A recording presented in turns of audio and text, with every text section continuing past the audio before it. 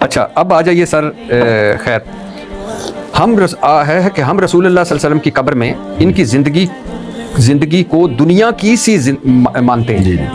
نبی کا جسم ویسے ہی سلامت ہے جیسے دنیا میں سلامت تھا، طے ہے، کوئی شک ہی نہیں. مگر دنیا کی سی مراد کیا ہے؟ بہترین سوال کیا آپ نے. جی یہ وہی مراد ہے جو انجینئر نے ایک کلپ میں کہا ہے کہ نبی کی زندگی جسمانی ہے. انجینئر صاحب جو جسمانی سے آپ کی مراد ہے وہ ہماری دنیاوی کیسی سے. پہلی بات یہ یعنی انجینئر اس کا جواب دیں کہ انہوں نے جب کہا نا ایک کلپ میں، انجینئر نے کہا نبی صلی اللہ علیہ وسلم کی قبر میں حیات جسمانی ہے. وہ جب میں جہلم گیا تھا تو بورے میں یہ وہ بھی تھا جو لیپ ٹاپ ہے نا اس میں وہ بھی تھا. اچھا بورا کتاب میں تو نکالی ہوں گے، بورا ضرور دکھائیے. بورا پتہ نہیں کہاں گیا. جب ہم کسی کو کہتے ہیں زید شیر جیسا ہے تو کیا مطلب وہ شیر ہے؟ شیر تشبیہ کا مطلب ہی یہی ہوتا ہے کہ یہ وہ نہیں ہے.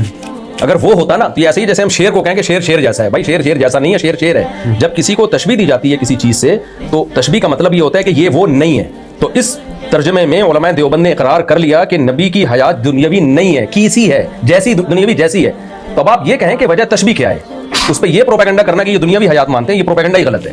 حیات مان رہے ہوتے تو کہتے ہیں دنیاوی ہے.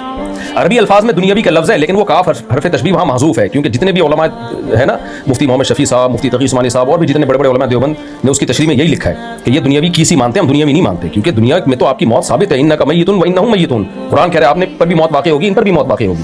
تو اس میں ہم آپ کو میت مانتے ہیں. دنیاوی لحاظ سے آپ دنیا سے چلے گئے ہیں.